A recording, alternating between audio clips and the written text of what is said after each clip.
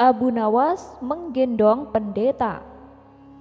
Alkisah, pada suatu hari Abu Nawas hendak melakukan perjalanan menunaikan ibadah haji ke kota Mekah. Ia pun berpamitan kepada keluarga serta kerabatnya, dan tak lupa berpamitan kepada para sahabatnya, termasuk kepada seorang pendeta yang merupakan kawan dekatnya. Singkat cerita, setelah Abu Nawas selesai menunaikan ibadah haji, ia segera pulang ke kampung halamannya. Kepulangan Abu Nawas disambut sukacita oleh sahabatnya yang merupakan seorang pendeta. "Wahai Abu Nawas, semoga hajimu menjadi haji yang mabrur," kata sang pendeta mendoakan. "Terima kasih kawan," balas Abu Nawas. Beberapa hari kemudian, si pendeta mengajak Abu Nawas jalan-jalan. Saat di tengah perjalanan, terbersit di benaknya untuk mengerjai Abu Nawas. "Aduh Abu Nawas, kakiku tiba-tiba kram, aku tak bisa berjalan," ujar si pendeta berpura-pura. Karena merasa kasihan, Abu Nawas pun menggendongnya dan melanjutkan perjalanan. "Hai Abu Nawas, kamu tahu tidak, baru kali ini ada pendeta naik haji," celetuk si pendeta. Mendengar hal itu, Abu Nawas mulai menyadari bahwa dirinya sedang dikerjai. Tapi yang namanya Abu Nawas, ia tak kalah cerdik untuk membalasnya. Ketika mereka berjalan di tepian sungai, Abu Nawas langsung melemparkan si pendeta hingga jatuh ke sungai. Melihat keadaan si pendeta basah kuyup, Abu Nawas berkata kepadanya, "Hai kawan, baru kali ini ada seorang haji membaptis seorang pendeta." Spontan keduanya tertawa terbahak-bahak. Kisah selanjutnya. Dikisahkan, Abu Nawas mempunyai tetangga seorang tuan tanah yang kaya raya. Hampir seluruh penduduk desa bekerja di perkebunannya. Namun, tuan tanah tersebut mempunyai sifat pelit dan bakhil. Tak hanya itu, selain berprofesi sebagai tuan tanah, ia juga menjadi rentenir. Hal inilah yang membuat Abu Nawas resah. Selaku ulama sufi, ia ingin membuat tetangganya itu bertobat atas perbuatannya. Setelah merenung agak lama, akhirnya Abu Nawas menemukan ide yang cemerlang. Pada esok harinya, Abu Nawas menemui kawan-kawannya yang lagi tongkrongan di warung. "Tadi malam aku mimpi dapat wangsit yang tidak bisa aku tolak," ucap Abu Nawas membuka percakapan. Salah satu dari kawan Abu Nawas bertanya, "Apakah isi wangsit dalam mimpimu?" Abu Nawas menjawab, "Aku mendapatkan wangsit apapun yang dititipkan padaku, maka akan beranak." "Maksudnya bagaimana wahai Abu Nawas?" tanya mereka bingung. "Kalau kalian menitipkan padaku satu ayam, maka dalam beberapa hari ayamnya akan beranak, dan ayam kalian akan menjadi bertambah. Begitu pula bila kalian menitipkan uang atau aku meminjam uang, maka beberapa hari kemudian uang kalian akan beranak, dan tentunya uang kalian akan bertambah," jelas Abu Nawas. Sebagian kawannya ada yang percaya, ada juga yang tidak percaya. Jangan-jangan ini cuma akal bulus Abu Nawas untuk meminjam uang, batin salah satu kawannya. "Nanti sore aku akan meminjami 1 ekor kambing kepadamu," ucap salah satu dari mereka. Yang lain menimpali, "Aku akan meminjamimu uang 2 dinar." Silakan, dengan senang hati," balas Abu Nawas. Setelah 5 hari berlalu, ternyata benar. kambing dan uang yang dipinjamkan kepada Abu Nawas menjadi beranak. Yang meminjami 1 ekor kambing dikembalikan Abu Nawas menjadi 3 ekor kambing. Yang meminjami uang 2 dinar dikembalikan Abu Nawas menjadi 5 dinar. Berita tentang Abu Nawas tersebut tersebar ke seluruh penduduk desa dan sampai ke telinga tuan tanah pelit yang menjadi rentenir. Dengan ditemani beberapa pengawalnya, tuan tanah itu mendatangi rumah Abu Nawas. "Wahai saudaraku Abu Nawas, adakah keperluan yang kau inginkan? Katakan saja, nanti aku bisa meminjamimu," ucap tuan tanah merayu. "Maaf tuan, kayaknya saat ini saya lagi tidak membutuhkan apa-apa," balas Abu Nawas. "Baiklah, nanti kalau kamu perlu apa-apa, datang saja padaku, jangan sungkan-sungkan," timpal si tuan tanah dengan senyum yang ramah. "Baik tuan, kapan-kapan saya akan ke rumah tuan," ucap Abu Nawas. Tuan tanah dan para pengawalnya pun pamit pulang meninggalkan rumah Abu Nawas. Di suatu sore, Abu Nawas merasakan lapar. Ia tak mempunyai apapun di dalam rumah untuk dimakan. Kemudian Abu Nawas mendatangi tuan tanah untuk meminjam 3 butir telur. Dengan senang hati, si tuan tanah menyambut dan meminjamkannya kepada Abu Nawas. 5 hari kemudian, Abu Nawas mengembalikan telur yang dipinjamnya. Si tuan tanah menerimanya dengan senang hati. Saat ia membuka bungkusan yang dibawa Abu Nawas, jumlah telurnya bertambah menjadi 5. "Kok telurnya ada 5, Abu Nawas?" tanya tuan tanah pura-pura tidak tahu sembari tersenyum. "Tidakkah tuan mendengar kabar apapun yang saya pinjam pasti beranak?" jawab Abu Nawas. Si tuan tanah pun tersenyum bahagia. Ia lalu menawarkan pinjaman-pinjaman lain kepada Abu Nawas. Namun Abu Nawas menolaknya dengan alasan sedang tidak butuh. Hingga pada suatu hari Abu Nawas kembali mendatangi tuan tanah yang kaya raya itu. "Ada perlu apa wahai saudaraku Abu Nawas?" tanya si tuan tanah. "Saya ingin meminjam uang 1.000 dinar," jawab Abu Nawas. 1.000 dinar tentulah jumlah uang yang terbilang cukup banyak. Dengan uang segitu bisa untuk menggaji seluruh karyawan tuan tanah selama sebulan. Tuan tanah kaya raya itu segera membuka berangkas uangnya dan meminjamkan uang sejumlah 1.000 dinar kepada Abu Nawas. "Ini uangnya wahai saudaraku, silahkan dibawa pulang," ucap tuan tanah sambil memberikan uangnya. Abu Nawas pun pulang dengan membawa uang 1.000 dinar. Sementara tuan tanah yang pelit itu berkhayal, "Tidak lama lagi uangku akan bertambah banyak," ucapnya dalam hati kegirangan. Hari berganti hari, si tuan tanah merasa tidak sabar menunggu kedatangan Abu Nawas. 5 hari berlalu, Abu Nawas masih belum juga datang. Tak terasa sudah berjalan 1 bulan dan Abu Nawas tak kunjung datang ke rumahnya. Karena tidak sabar, si tuan tanah mendatangi Abu Nawas dengan didampingi pengawalnya. "Wahai Abu Nawas, sudah sebulan aku menantimu, tapi kamu malah tidak datang," kata si tuan tanah. "Oh iya tuan, maafkan saya. Sebenarnya saya akan ke rumah tuan, namun saya sangat sibuk.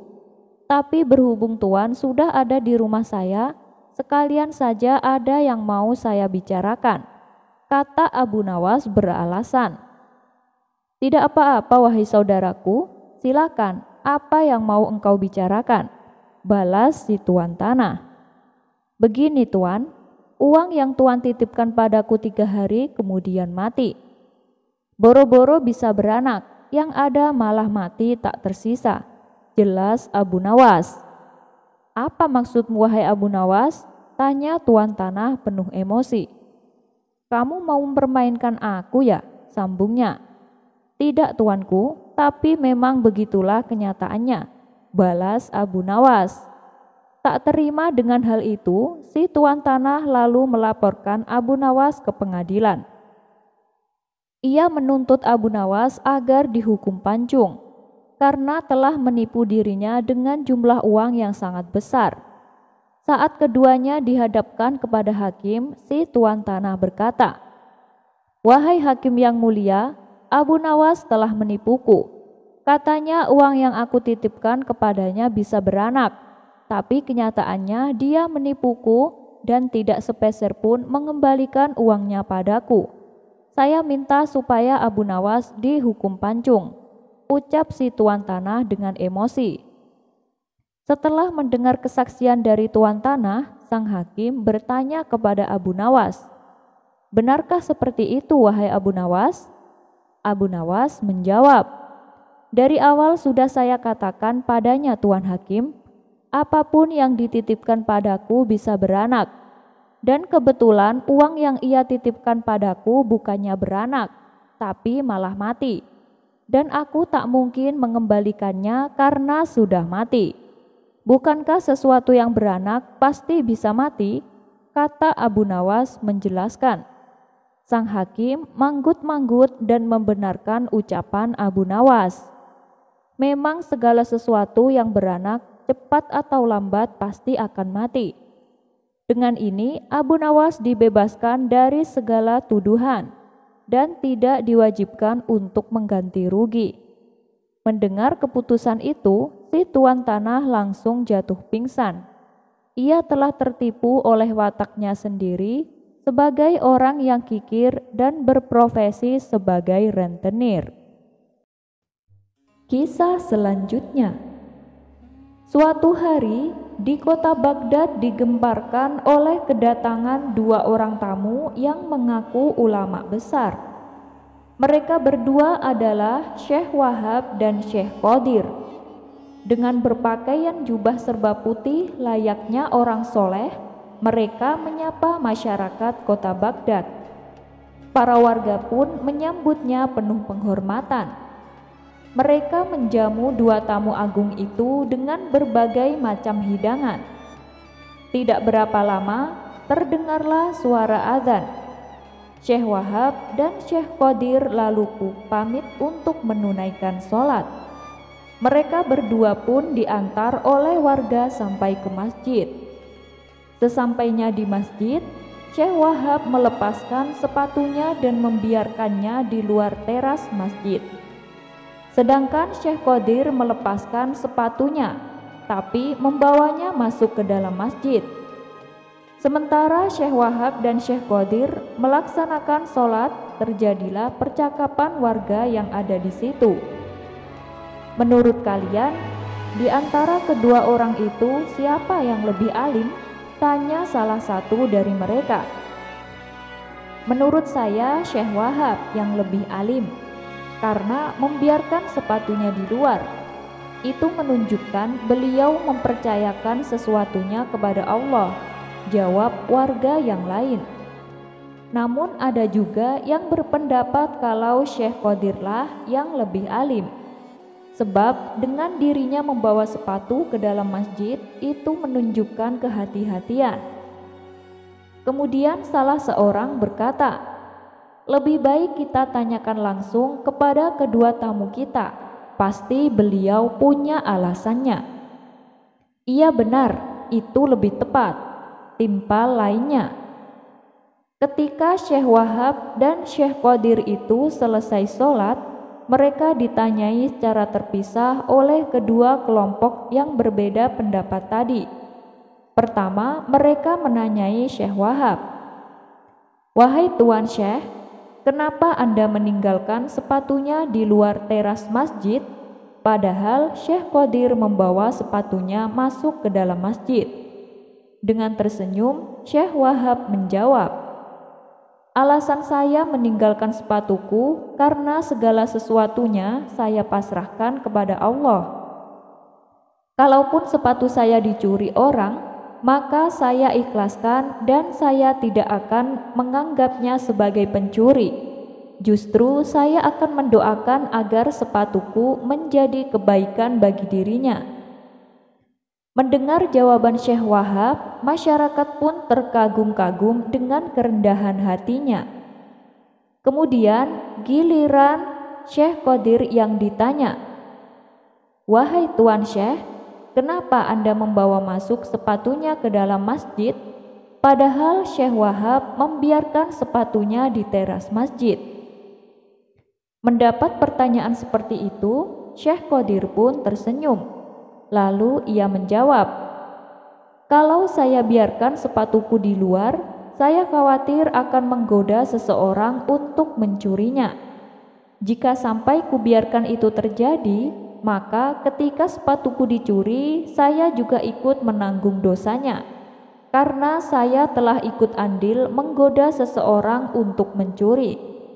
Oleh sebab itulah saya bawa masuk sepatunya ke dalam masjid." Syekh Qadir mencoba menjelaskan. Masyarakat kembali terkagum-kagum dengan jawaban Syekh Qadir. Mereka pun memuji kealiman dua tamu agung tersebut. Tidak berapa lama kemudian datanglah Abu Nawas di tengah-tengah mereka. "Waduh, kalian semua gampang terlena dengan perkataan yang terkesan bijak padahal biasa saja," kata Abu Nawas kepada warga yang berkumpul. "Maksudnya bagaimana, Abu Nawas?" Kedua tamu itu memang orang alim. Mereka berdua juga bijak dalam bertutur kata, balas salah satu warga. Abu Nawas selalu menjelaskan, "Coba kalian perhatikan antara sepatu yang dipakai Syekh Wahab dan Syekh Qadir. Keduanya berbeda. Syekh Wahab membiarkan sepatunya di luar karena memang sepatunya sudah butut. Mana mungkin ada maling yang tergoda untuk mencurinya," ujar Abu Nawas sambil menuding sepatu yang sedang dipakai Syekh Wahab. "Dan sepatu yang dipakai oleh Syekh Qadir itu masih bagus, dan saya kira harganya pasti mahal. Oleh sebab itulah dia khawatir sepatunya akan hilang, makanya sepatunya ia bawa masuk serta ke dalam masjid. Kalian semua jangan terlena dengan seseorang yang mengaku berilmu hanya karena penampilan dan tutur katanya, tapi harus mengetahui sejauh mana kepandaian ilmu agamanya." Mendengar perkataan Abu Nawas itu, Syekh Wahab dan Syekh Qadir pun dibuatnya keki. Mereka berdua tahu betul siapa Abu Nawas. Akhirnya mereka memutuskan untuk pergi meninggalkan kota Baghdad. Abu Nawas menego malaikat. Di sore hari yang cerah, Abu Nawas berjalan-jalan menyusuri kota Baghdad, hingga sampailah di sebuah lorong yang sempit. Disitulah Abu Nawas melihat ada seorang pengemis yang sedang duduk sendirian meratapi nasibnya. Abu Nawas lalu menghampiri pengemis tersebut. "Kamu kenapa terlihat murung?" tanya Abu Nawas. "Saya dari pagi belum makan, Tuan. Saya sudah mengemis ke sana kemari, tapi tidak ada yang mau memberiku uang," jawab si pengemis sambil menangis terisak. Abu Nawas menjadi merasa iba. Ia lalu merogoh kantong bajunya dan memberikan uang 10 dinar. "Nih ada 10 dinar untukmu, supaya kamu bisa beli makan." Si pengemis yang tadinya murung seketika berubah ceria. "Terima kasih Tuan, semoga amal baik Tuan dibalas Allah 10 kali lipat," kata si pengemis tak henti-hentinya mengucapkan terima kasih. Abu Nawas kemudian meninggalkan si pengemis dan kembali pulang ke rumahnya. Saat menjelang malam tiba, Abu Nawas melepaskan lelahnya dengan beristirahat tidur di ranjang. Di dalam tidurnya, Abu Nawas bermimpi bertemu dengan malaikat yang menyamar sebagai saudagar tampan yang kaya raya. Saudagar itu sangat baik hati dan dermawan. Ia mendekati Abu Nawas yang sedang duduk sendirian. Kemudian saudagar tampan itu meletakkan kepingan uang 10 dinar di tangan Abu Nawas. Lalu meletakkan lagi kepingan 10 dinar dan sekeping lagi. Terus demikian sampai ada 9 keping uang di telapak tangan Abu Nawas. Kemudian saudagar tampan itu berhenti.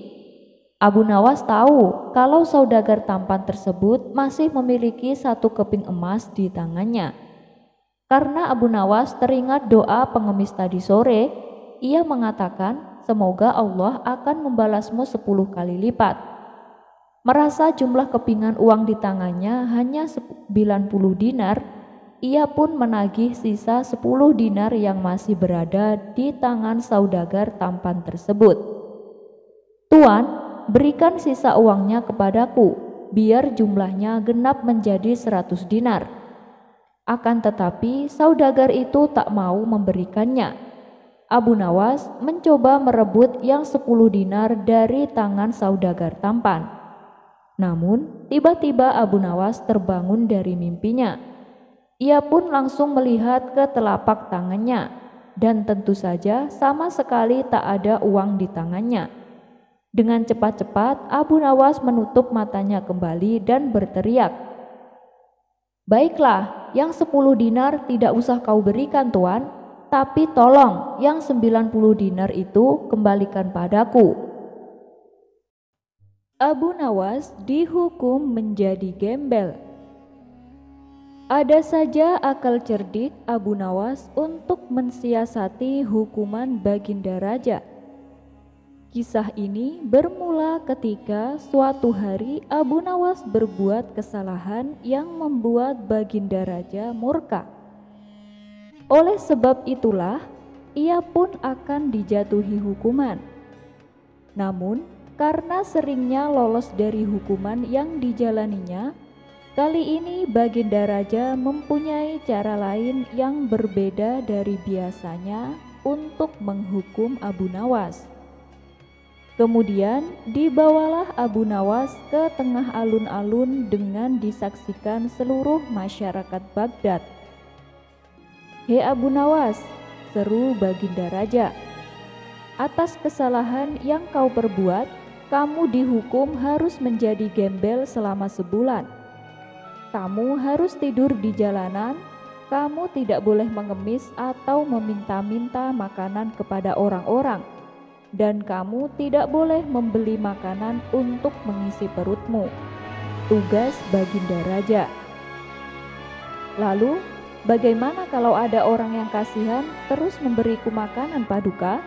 tanya Abu Nawas. "Itu juga tidak boleh. Kamu tidak boleh menerima makanan dari orang-orang. Hei masyarakat Baghdad, siapapun yang kedapatan memberi Abu Nawas makanan, maka akan saya hukum seperti Abu Nawas," ancam Baginda Raja di hadapan masyarakat. Seketika Abu Nawas pun tertunduk lesu.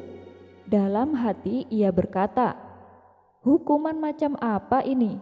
Bagaimana aku bisa mendapatkan makanan? Dan mana mungkin aku bisa bertahan sebulan tanpa makanan? Aku bisa mati kelaparan kalau begini." Kemudian dengan memberanikan diri Abu Nawas berkata kepada Baginda Raja, "Ampun Paduka yang mulia, bukankah itu sama saja Paduka menghukum mati hamba? Lebih baik hukum gantung saja hamba sekarang, daripada hamba harus mati kelaparan tersiksa." Namun keinginan Abu Nawas ini langsung ditolak oleh Baginda Raja. "Oh, tidak bisa. Aku sudah tahu akal busukmu. Kalau aku penuhi keinginanmu, pasti dengan akal cerdikmu kamu akan kembali lolos dari hukuman. Dan aku tidak mau tertipu untuk kesekian kalinya," ujar Baginda Raja. Sejenak Abu Nawas terdiam. Ia terlihat putus asa dan pasrah menerima keputusan tersebut. Di saat itulah tiba-tiba terbesit di benaknya sebuah jalan keluar yang bisa menolongnya. Ia pun meminta kepada Baginda Raja untuk mengajak keledainya ikut serta selama ia menjadi seorang gembel. Abu Nawas beralasan bahwa keledainya adalah satu-satunya hewan yang paling ia sayangi, bahkan melebihi rasa sayangnya kepada sang istri. Kalaupun ia meninggal nanti, setidaknya ia meninggal di samping keledai kesayangannya. Rupanya keinginan Abu Nawas yang satu ini dikabulkan oleh Baginda Raja. Dan Baginda Raja juga menjanjikan hadiah uang sejumlah 1.000 dinar. Itu apabila Abu Nawas bisa bertahan hidup sampai 1 bulan ke depan. Ingat Abu Nawas, aku akan menyuruh prajurit untuk mengintaimu selama sebulan ini. Dan pada keesokan harinya, Abu Nawas mulai menjalani hukuman menjadi seorang gembel jalanan bersama keledai kesayangannya. Di hari pertama, Abu Nawas masih bisa bertahan tanpa makan dan minum. Di hari kedua, ia mulai merasakan haus dan lapar. Dan untuk menghilangkan rasa hausnya itu, ia meminum air di sungai yang jernih. Sementara keledainya dibiarkan makan rumput dan dedaunan, lalu ikut minum air di sungai tersebut. Di hari ketiga dan seterusnya, sekujur tubuh Abu Nawas mulai merasakan lemas. Ia sudah tak kuat menahan lapar hanya dengan meminum air sungai. Dan disinilah Abu Nawas mulai menjalankan ide cemerlangnya. Ia pun mendatangi warung makan tempat biasa ia nongkrong. "Hei kawan, hutangi aku 1 porsi nasi dan ayam bakar. Nanti bulan depan aku akan membayarnya 2 kali lipat," pinta Abu Nawas. "Waduh, maaf Abu Nawas, bukannya aku tidak mau menolongmu, tapi aku sungguh tak bisa. Kau lihat sendiri kan? Ada prajurit istana yang sedang mengintai kita. Kalau sampai aku menghutangimu makanan, aku bisa dihukum sepertimu Abu Nawas," tolak pemilik warung. "Jangan khawatir kawan, makanan ini kan bukan untukku, tapi untuk keledaiku," ujar Abu Nawas. Mengetahui Abu Nawas mendatangi warung, prajurit yang ditugaskan menjadi pengintai segera menghampiri mereka berdua. "Hoi Abu Nawas, sedang apa kamu?" tanya prajurit. "Ini, aku beli makanan untuk keledaiku," jawab Abu Nawas. "Mana ada, keledai makan nasi dan ayam bakar," kata prajurit istana. "Iya, aku tahu itu. Tapi masalahnya aku sudah merasa beberapa hari mendatang ajalku tidak lama lagi menjemput. Aku akan mati kelaparan. Dan sebelum ini terjadi, aku ingin memberi keledai kesayanganku hidangan yang enak-enak. Bukankah ini tidak melanggar peraturan?" jelas Abu Nawas. "Baiklah, tapi awas, jangan sampai kamu berbohong. Dan kamu pemilik warung, kalau sampai Abu Nawas ketahuan berbohong, kamu akan mendapatkan hukuman seperti Abu Nawas," ancam prajurit istana. "Gimana nih Abu Nawas, aku tidak berani menjual makanan ini padamu," kata pemilik warung gemetaran. "Percayalah kawan, aku hutang makanan ini untuk keledaiku, bukan untukku. Apakah aku pernah berkata bohong padamu?" tegas Abu Nawas meyakinkan. Si pemilik warung tahu betul sifat Abu Nawas. Meskipun sering berbuat konyol dan usil, tapi Abu Nawas memang terkenal jujur dan tidak pernah berbohong. Oleh sebab itulah, si pemilik warung pun akhirnya memberi Abu Nawas nasi dan ayam bakar. Hari berikutnya, Abu Nawas kembali mendatangi warung tersebut untuk hutang makanan dengan menu yang sama. Hal ini Abu Nawas lakukan selama 1 bulan lamanya. Sedangkan untuk menghadapi cuaca dingin saat malam hari, Abu Nawas memeluk keledainya. Setelah masa hukumannya berakhir, maka dipanggillah Abu Nawas menghadap Baginda Raja. Melihat tubuh Abu Nawas yang malah bertambah gemuk, Baginda Raja menjadi heran. "Kamu kok bisa terlihat segar bugar begitu, Abu Nawas? Kamu pasti melanggar peraturan ya?" tanya Baginda Raja. "Oh, tidak Paduka. Selama menjalani hukuman, saya selalu menaati peraturan," jawab Abu Nawas. "Tapi kata prajurit yang aku tugaskan untuk mengintaimu, setiap hari kamu membeli nasi dan ayam bakar. Kamu pasti telah berbohong, Abu Nawas," hardik Baginda Raja. "Hamba sama sekali tidak berbohong. Begini Paduka, saya memang membeli makanan, tapi itu untuk keledaiku. Karena saya pikir sebelum saya mati kelaparan, saya ingin memberinya makanan yang enak-enak," jelas Abu Nawas. "Mana ada keledai makan nasi dan ayam bakar? Apa sebenarnya tujuanmu?" tanya Baginda Raja.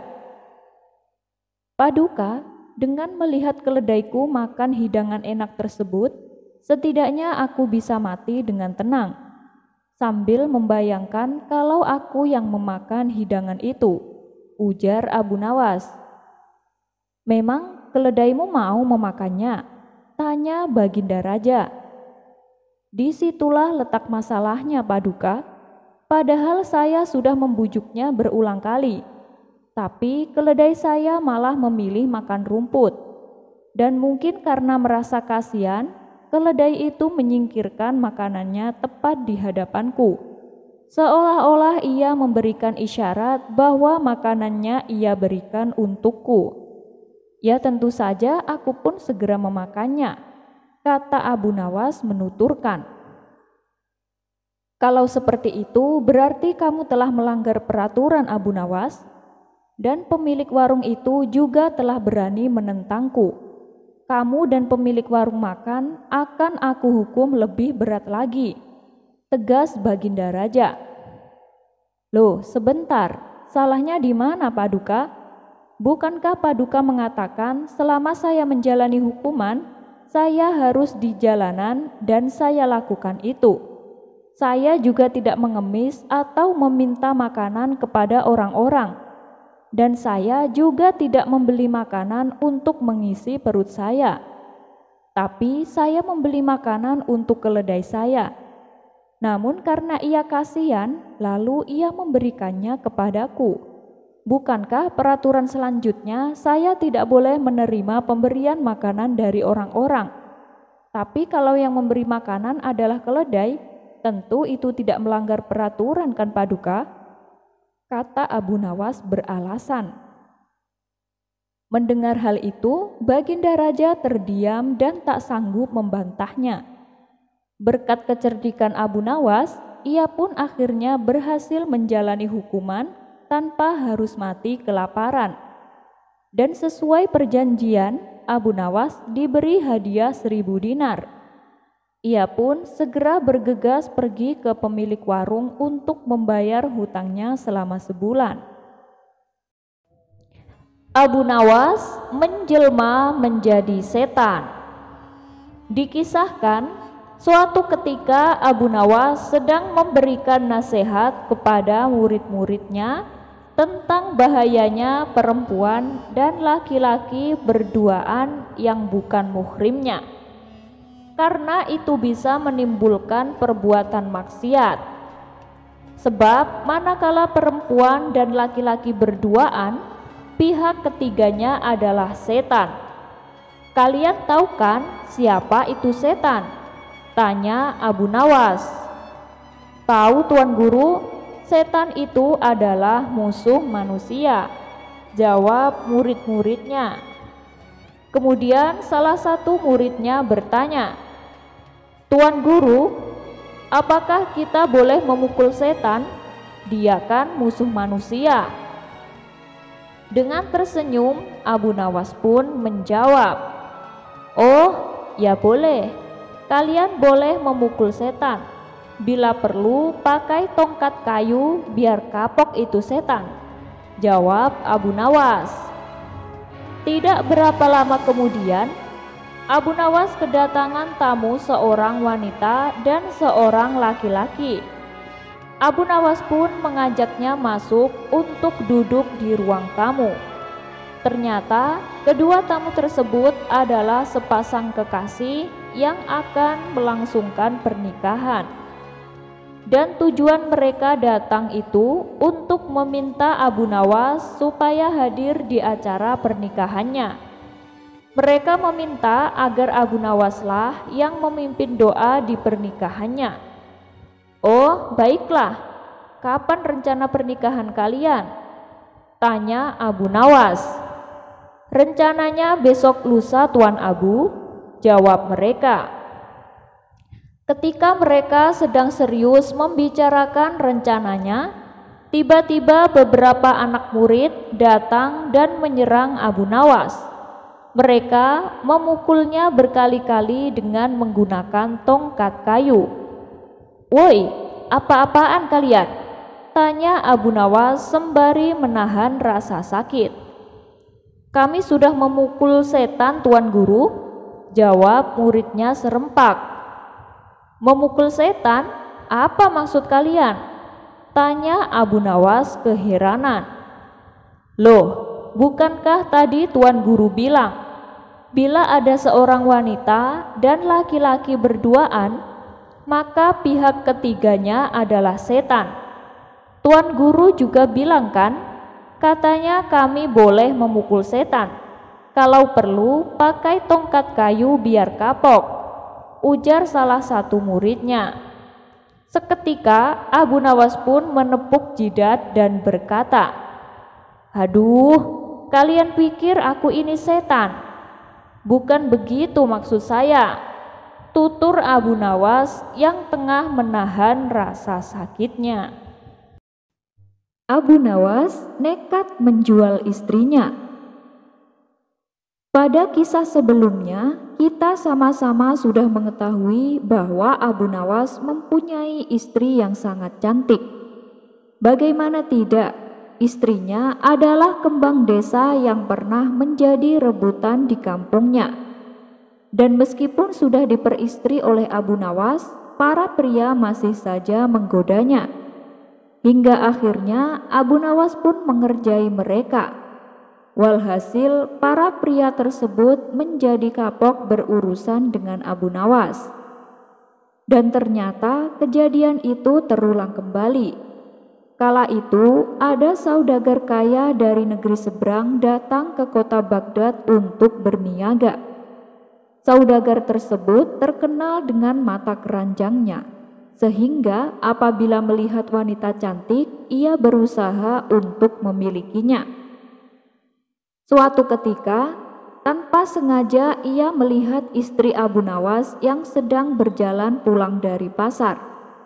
Si saudagar tersebut sangat terpesona melihat kecantikannya.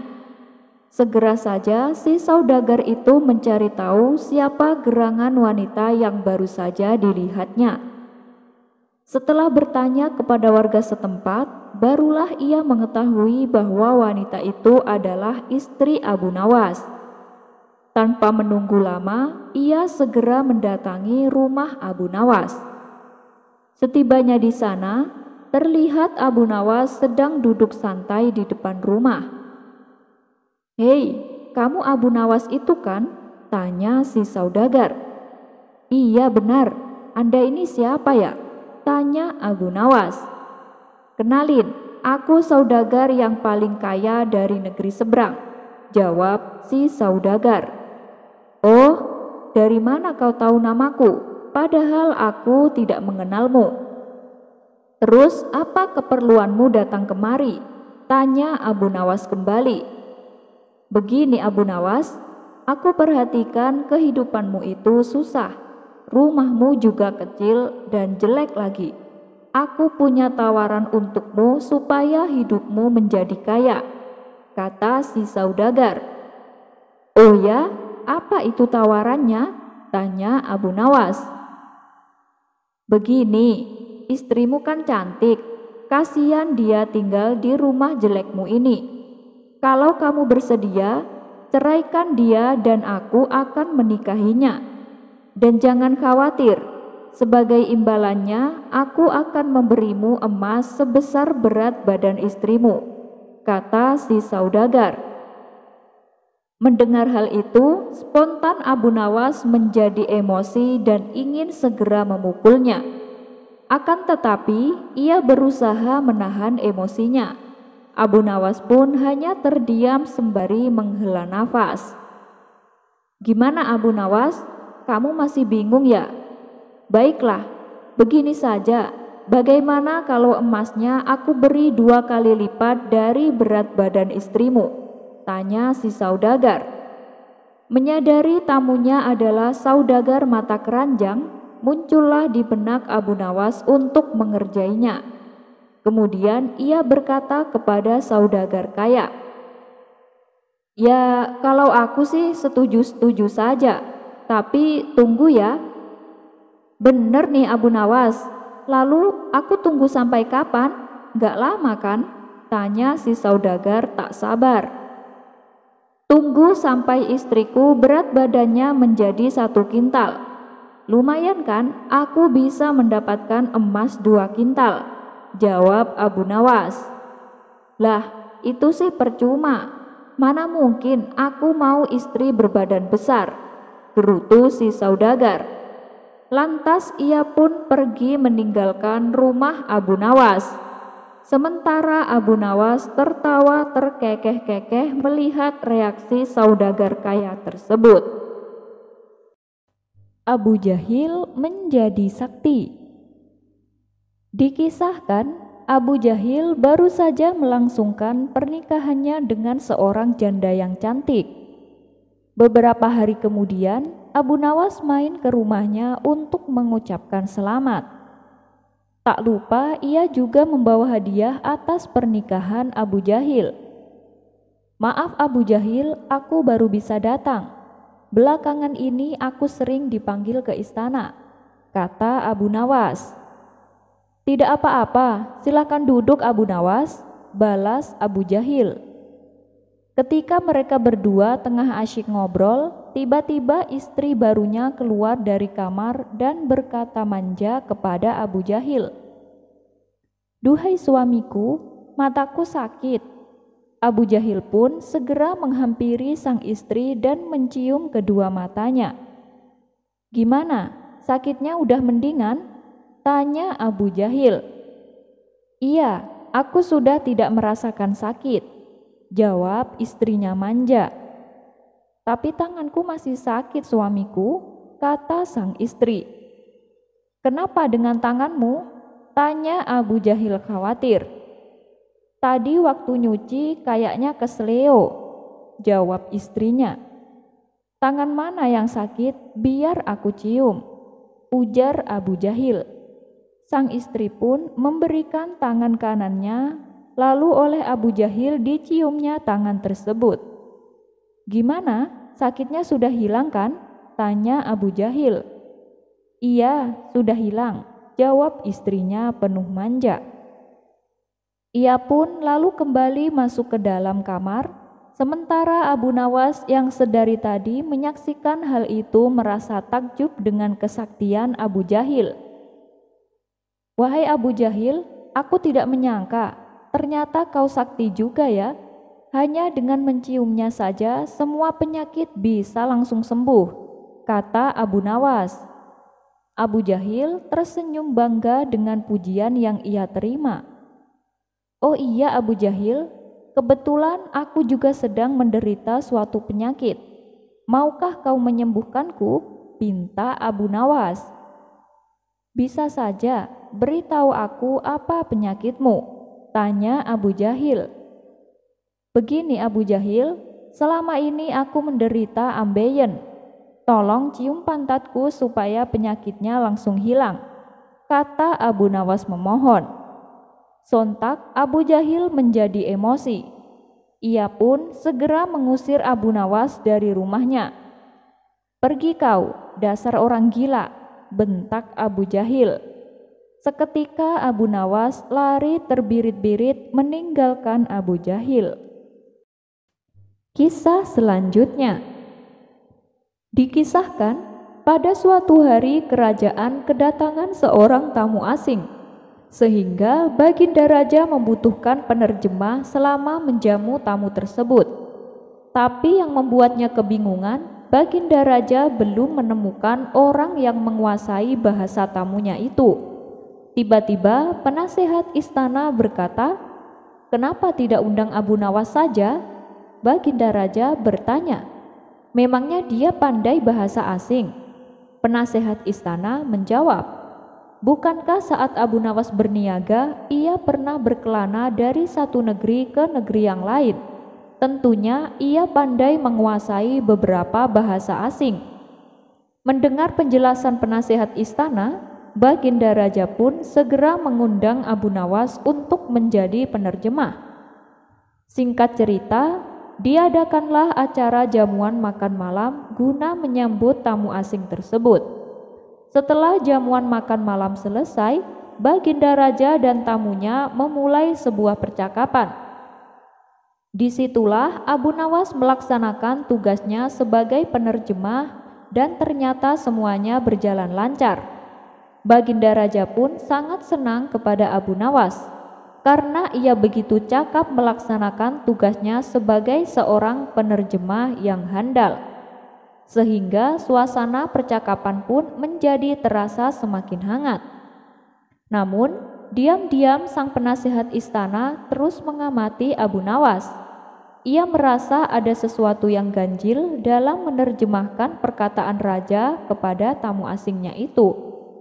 Kemudian penasehat istana bertanya kepada Abu Nawas, "Hei Abu Nawas, bagaimana caramu membahasakan perkataan raja yang panjang tapi kamu menyampaikannya begitu singkat?" Dengan entengnya Abu Nawas menjawab, "Oh, itu gampang. Saat Baginda Raja sedang bercerita lucu, saya cukup menyampaikan kepada tamu asing itu, 'Mohon Tuan untuk tertawa.' Dan tamu asing itu pun tertawa tanpa mengetahui isi cerita Baginda Raja. Begitu pula saat Baginda Raja sedang memuji kehebatan kerajaannya, saya cukup menyampaikan kepada tamu asing itu, 'Mohon supaya Tuan acungkan jempol Tuan.' Mendengar hal itu, penasehat istana tak kuasa menahan tawanya."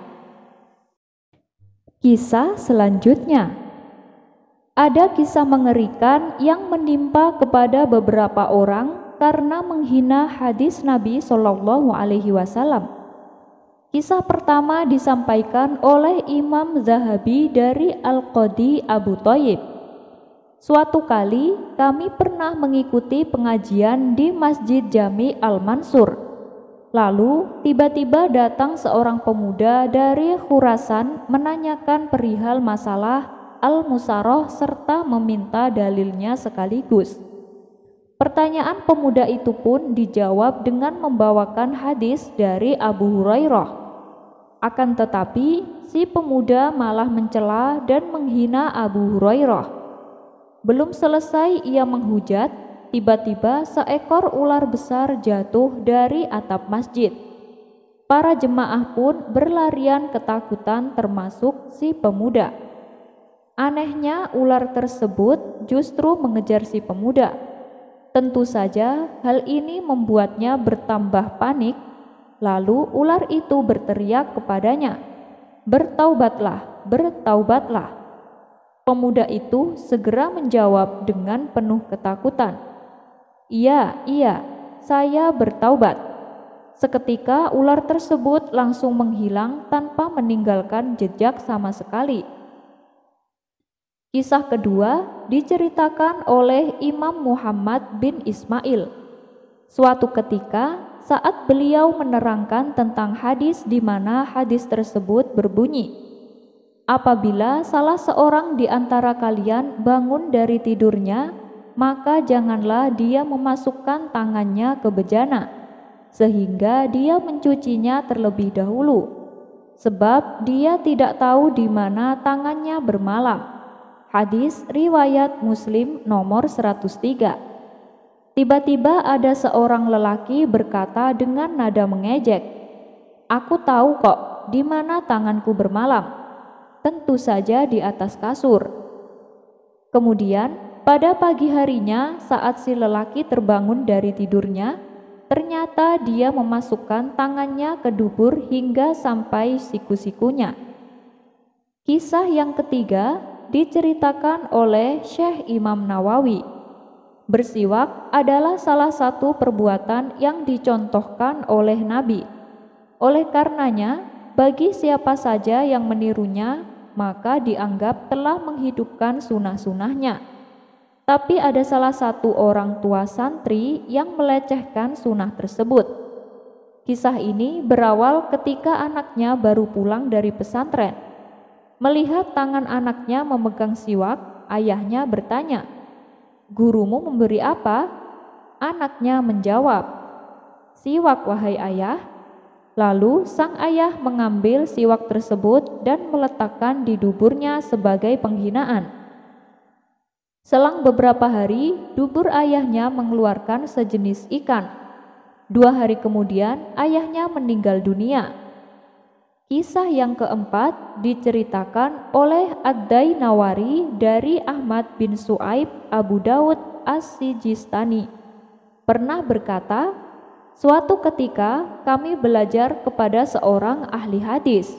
Guru kami menyampaikan hadis Nabi Shallallahu Alaihi Wasallam yang berbunyi sebagai berikut. Para malaikat meletakkan sayapnya untuk para penuntut ilmu.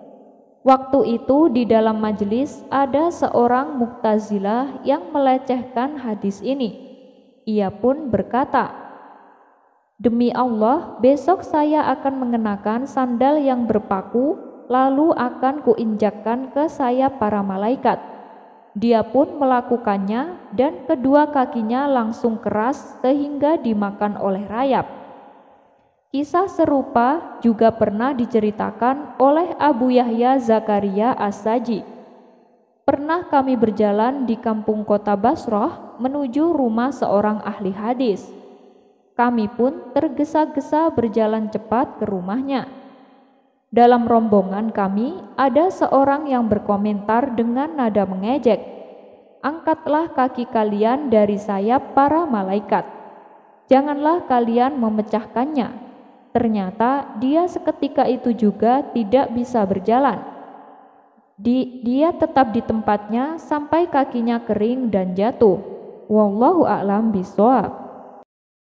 Kisah selanjutnya. Suatu hari, saudagar kaya yang bernama Tuan Hamid datang menemui Abu Nawas. Ia datang bersama seorang menteri istana yang merupakan sahabat dekat Tuan Hamid. Tujuan mereka berdua adalah ingin mendengar nasihat dari Abu Nawas supaya bisa hidup bahagia. Abu Nawas yang kala itu sedang membelah kayu meninggalkan pekerjaannya demi untuk menemui kedua tamunya tersebut. "Wah, kalian berdua telah mengganggu pekerjaanku, karena nanti siang kayu-kayu yang aku belah ini harus sudah selesai. Sekarang katakan, ada kepentingan apa kalian berdua datang kemari?" tanya Abu Nawas. "Kami meminta waktunya sebentar, wahai Abu Nawas. Kami ingin bertanya padamu, apa kuncinya supaya hidup bahagia? Karena yang kami lihat, walaupun kamu hidup sederhana, tapi selalu terlihat bahagia," tanya mereka. "Oh, soal itu. Memang harta tidak menjamin orang bisa bahagia, betul kan?" kata Abu Nawas kepada Tuan Hamid. "Benar Abu Nawas," sahut Tuan Hamid yang merupakan saudagar kaya. "Dan kekuasaan juga tidak menjamin orang akan bisa hidup bahagia, betul kan?" kata Abu Nawas kepada menteri istana. "Tepat sekali Abu Nawas," timpal sang menteri. "Itulah tujuan kami datang kemari Abu Nawas. Apa kuncinya seseorang supaya bahagia?" tanya mereka. "Kuncinya ya jangan memikirkan apa yang kalian tidak tahu," jawab Abu Nawas. Tuan Hamid dan menteri istana terlihat kebingungan dengan jawaban Abu Nawas. Mereka mau menanyakan apa maksudnya, tapi merasa tidak enak karena mereka sudah mengatakan hanya akan minta waktunya sebentar. Akhirnya mereka berdua pun pura-pura mengerti. Lalu, kalau yang sudah kami tahu, gimana Abu Nawas? Tanya mereka. Lah, kalau sudah tahu, ngapain dipikirkan? Jawab Abu Nawas sekenanya. Kemudian Abu Nawas mempersilahkan keduanya untuk pamit pulang. Dari kisah ini, mengajarkan bahwa ketika bertamu kepada seseorang, carilah waktu yang tepat. Jangan sampai mengganggu waktunya.